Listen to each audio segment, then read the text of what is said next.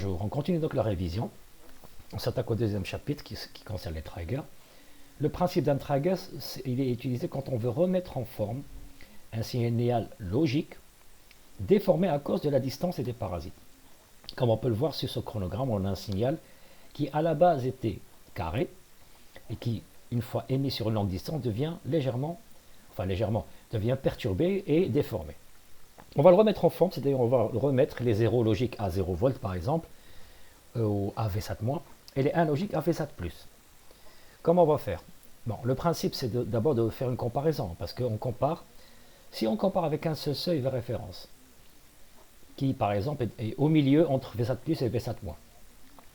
Dans ce cas-là, si VE est supérieur à V référence, la sortie passe à V-SAT+, comme c'est le cas ici, là, ici, on a la sortie passe à V-SAT+, mais une fois que VE devient inférieur à V référence, elle va passer à V-SAT-.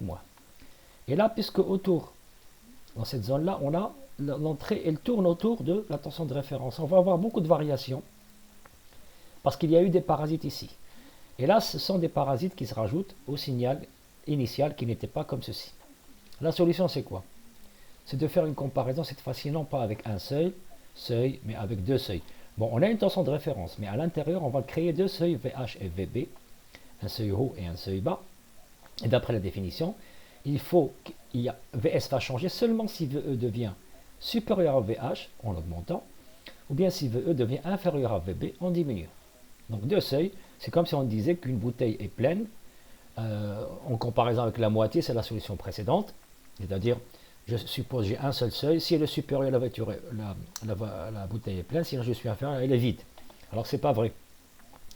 Je vais considérer que la bouteille est vide si elle descend en dessous d'un seuil minimum et elle est pleine si je suis au-dessus d'un seuil maximum, comme c'est le cas ici.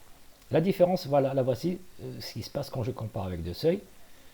Ici, la tension au départ égale à V-SAT-, et elle ne changera que si je dépasse VH en montant. Ici. Et là, je descends. Même si je descends en dessous de VH, il n'y a pas de changement. Là, je me suis rapproché de VB, mais ce n'était pas suffisant. Il faut que je sois inférieur à VB, c'est-à-dire à partir de ce point-là. Et vous voyez que là, le signal n'a rien à voir avec ce qu'on a vu ici. Voilà donc le rôle du trigger. C'est de comparer par rapport à deux seuils. On va voir maintenant la solution. On a une solution qui est déjà prête grâce à des portes logiques qu'on peut acheter, une porte NAND ou porte inverseuse. Ici, les seuils sont fixes, 4,2 et 5,2, ou bien 0,8 et 1,6 pour les portes inverseuses à technologie TTL. Si je suis inférieur à 4,2, la sortie est égale à 10 volts. Si je dépasse 5,2 en montant, la sortie passe à 0. Ici, c'est 0,8 et 1,6. Entre les deux, il n'y a pas de changement, c'est-à-dire que ça va dépendre de la valeur précédente. Maintenant, si je veux des seuils différents de ceux que j'ai ici, je dois réaliser un montage qui me fait cette fonction-là. Grâce à quoi? Grâce à un amplificateur opérationnel. Je vais regarder le montage. C'est un amplificateur opérationnel. Mais la différence avec un amplificateur, qu'on a vu dans la révision du premier chapitre, c'est qu'ici, la sortie est reliée vers le plus. C'est pour ça qu'il s'agit d'un trigger et non pas d'un amplificateur. La sortie est reliée au plus. Il s'agit d'un trigger inverseur, comme pour les amplificateurs, parce que VE est relié vers le moins. Voilà donc le fonctionnement. Alors, comment est-ce qu'on va étudier le montage? Comme ce qu'on avait fait pour les amplificateurs, il faut donner l'équation de E+ et de E-. Et puis, au lieu de faire l'égalité, on va les comparer. Si E+ est supérieur à E-, la sortie VS égale à VSAT+. Si E+ est inférieur à E-, la sortie est égale à VSAT-. Donc d'abord, je donne l'équation de VE, c'est simple. E- est égal à VE de E-. L'équation de E+, cette fois-ci, il va falloir utiliser le théorème de superposition. E+ égale VS fois R1 plus V référence fois R2 sur la somme R1 plus R2. Première étape, quand est-ce que la sortie sera égale à VSAT-? Si E- est plus grande que E+. Ça veut dire que si VE est plus grande que VS fois R1, tout en remplaçant VS par VSAT- fois R1 plus V référence fois R2 sur la somme R1 plus R2. C'est la plus petite des deux valeurs que je vais trouver, donc je l'appelle VB. Deuxième cas, quand est-ce que VS égale à VSAT+, si E- est inférieur à E+, c'est-à-dire si VE est inférieur à VSAT+ fois R1. plus VA fois R2 sur la somme R1 plus R2. Ce seuil-là, c'est VH. Voici donc pour le premier montage. Deuxième montage, le non-inverseur. Alors la différence avec le premier, VS est toujours relié au plus, mais là, VE est relié vers le plus aussi. Donc non-inverseur. Comme pour tout à l'heure, on va donner l'expression de E- et de E+. E- égale à V référence, et E+, c'est VE fois R2 plus VS fois R1 sur la somme R1 plus R2. Donc c'est théorème de superposition aussi. On compare E plus et E-. Quand est-ce qu'elle est égale à VS plus? Si E plus est supérieur à E-. Donc, si VER2 plus VSAT plus, j'ai remplacé VS par VSAT plus, fois R1, le tout sur R1 plus R2 est supérieur à V référence. Mais moi, ce que je veux, c'est la condition sur VE. Donc, qu'est-ce que je dois faire? À droite, je vais multiplier ce terme-là, R1 plus R2, je vais le multiplier par V référence. Il me restera le numérateur.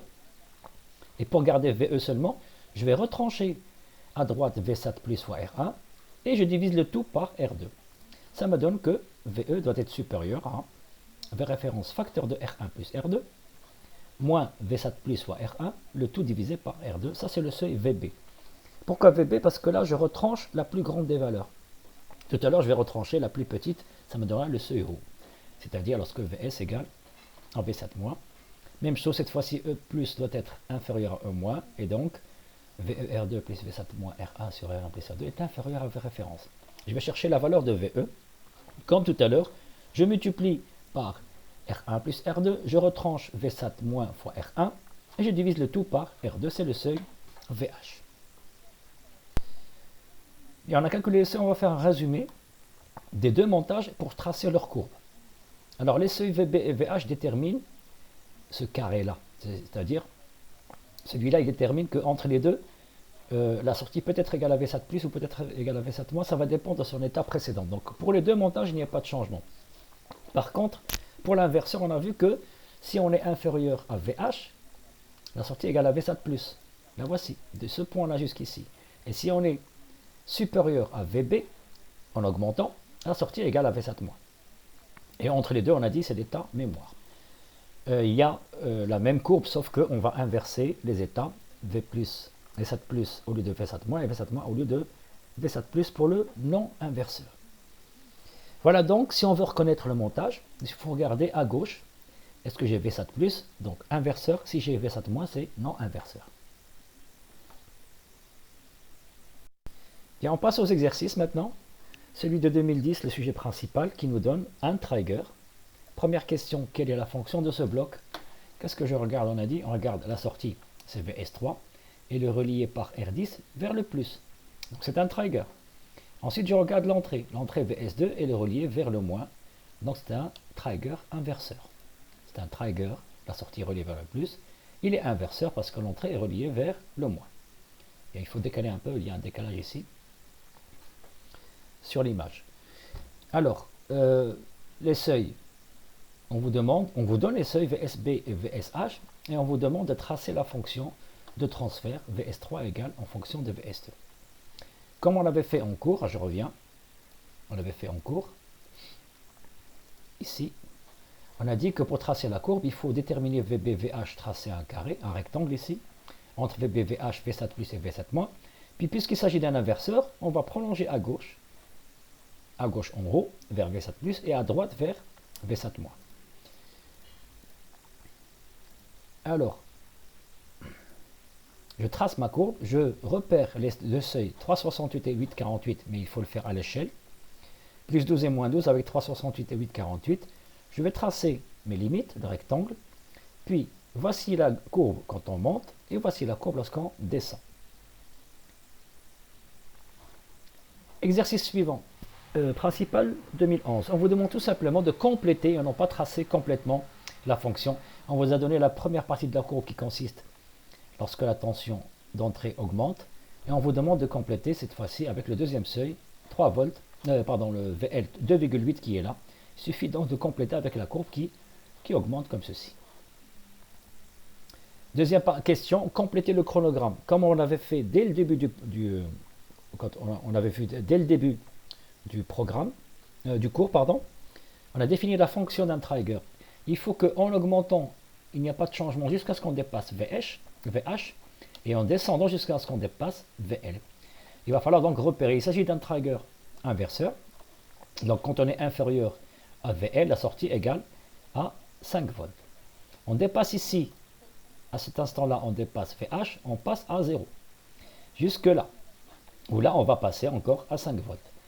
Il n'y a pas de changement jusqu'à ce qu'on dépasse encore une fois VH en montant et changement VL en descendant, VH en montant. Vous voyez que là, il y a une longue, parce que d'ici jusqu'ici, il n'y a pas eu dépassement de VH.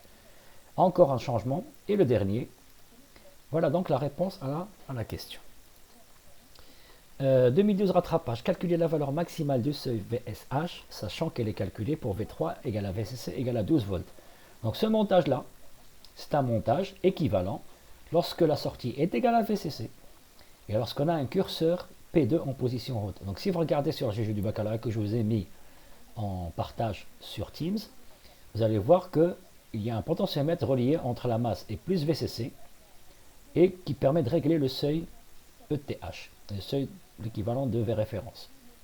Quand il est en position haute, on vous dit qu'il est équivalent à un générateur ETH de valeur de 2,16 volts, on serré avec une résistance RTH de 180 kΩ. C'est ce qu'on appelle le modèle équivalent de Thevenin. Mais l'étude du trigger ne change pas, puisque nous, qu'est-ce qu'on a dit? On compare VE avec E+. Et E+, elle a deux valeurs, VH et VB, sauf qu'on vous dit de calculer seulement VSH, lorsqu'on a VCC ici, au lieu d'avoir 0 ou bien moins VCC. Alors, pour calculer E+, on applique le théorème de superposition. E+ égale ETH fois R25 plus VCC fois RTH sur la somme des deux résistances. On va trouver 3,05 volts. Exercice suivant, rattrapage 2015. Cette fois-ci, on vous donne l'expression des seuils. On ne vous demande pas de les calculer, comme pour l'exercice précédent d'ailleurs.